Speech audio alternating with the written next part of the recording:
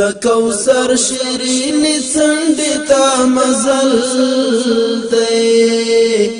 د عشق جام کې غواړي وینا شهادت د احد د غره لمن وخت کم دی دلته جلسه یو د میلاد اقدس جوړه شوې ده د نبی علیه الصلاة والسلام د میلاد په مناسبت باندې او بل د حافظانو فراغت دی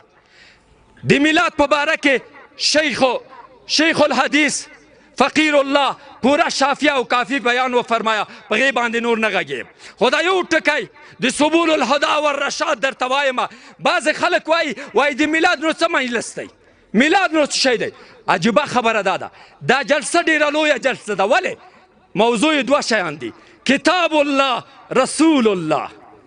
په دې مجلس کې څه شي په مناسبت ته دا جلسه کتاب الله د الله کتاب چې حافظانو یاد کړی دی او رسول الله دلته د رسول علیه الصلاة والسلام صورت او سیرت ذکر کیږي د خدای پیغمبر او دا د شاعرو د اسلام نه دی ومن یعظم شعائر الله دې لاندې شاه ولی الله محدث دهلوي لیکي چې شاعر دی الله څه شی دی کتاب الله بیت الله رسول الله دا د شاعرو نه دی نو دای څه وایي سبل الهدى والرشاد یو قول را نقل کوي څه وایي ومن خواصه د خواصو د میلاد نه چې چېرته میلاد تجلیل شي څه شی دی انه امان فی ذلک العام تر راتلونکي د میلاد ته وخته به الله امن راولي او دا ټوله صحابه د آفاتو نه وساتي یو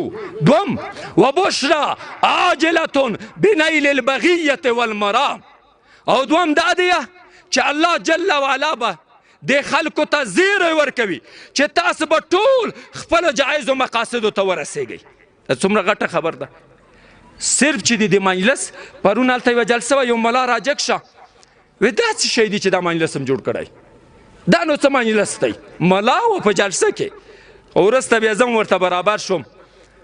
بیا مې ښه برابر کا ما افسوس خبره خدا ده چې د یو مجلس رسول الله ته نسبت کی ته وایې دا څه مجلس دی ډیره د شرم خبره ده بعض علماو د میلاد ته په ډېر سپکه ګوري زه وایم چې دا نسبت د نبي علیه الصلاة والسلام ته کی او د کوم شي نسبت چې نبي علیه الصلاة والسلام ته وشي هغه دومره لوړ شان لري نو ډېر ښکلی مجلس دی او ډېر پرفیض او پربرکته مجلس دی او د دې دومره حسنات دي چې د موږ په عقل کې نه راځي بل چې لنډه درته وایم د لمر نه هم زه تکلیف یم علما هم وروسته خبرې کوي بله خبر د حافظانو ده ځکه دلته به وارثان راغلي وي او بیا به وایي چې دا دوی خو هېڅ خبره ونه که او په بل طرف کې لګیا وو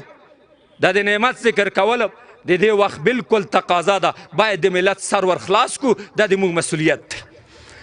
حافظان څوک چې خپل بچی ته قرآن ور یاد کا داسې نه په اسلام کې انجینري شته ساینس شته ټکنالوژي شته د ټولو ته په اسلام کې ضرورت دی اما افضلیت په حیثیت دی چې افضلیت کوم علم لري هغه دا دی چې علم دین دی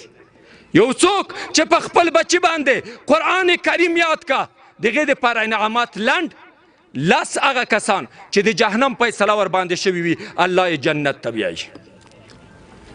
رد په انجینرانو نه کوم خو په حدیث کې داسې نه دي راغلي چې انجینر به لس کسه جنت ته بیایي داسې نه دي پکې راغلي یا به ډاکټر بیایي جنت ته به ځي ټول مسلمانان دي اما په حدیث کې چې څوک راغلي هغه حافظان دي علما د دین راغلي داسې وایي چې لس کسان هغه جنت ته بیایي بل په سر باندې به تاج وي داسې تاج چې د مور پلار داسې جامې به ورکول کېږي مور پلار ته چې د دنیا نه او څه چې په دنیا کې دي د ټولو نه به بهتره وي دا جامې ورکول کېږي او خپل حافظ ته څه ورکول کېږي خپل حافظ ته هغې ته به داسې بنګله ورکول کېږي چې څو چاته وي 6,600 چاته وي ولې ځکه حدیث کې راځي حافظ ته به وایي الله تعالی ورته وایي اقرا وارتقي ورتل كما ترتل في الدنيا فإن منزلك عند آخر آية تقرأها ای حافظه د قرآن آیتونه وایه او پورته کې د جنت په مراتبو کې او د تا منزله به هغلته وي چې کله د قرآن آیتونه ختم شي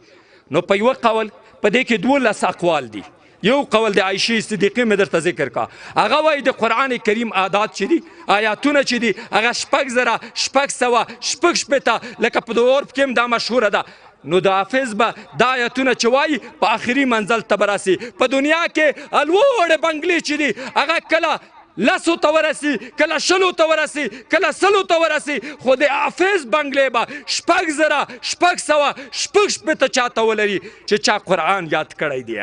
هغه به دغه دا مقام دی او الله به د ور د جهنم ته نه اچوي او په جهنم کې به نه سوځي حدیث کې راځي چې په کومه سرمن قرآن ولیکل شي ثم القي في النار محترقه چې کله سرمن قرآن ولیکل شي ور ته واچوي ور نه سوځي دې څه معنا ده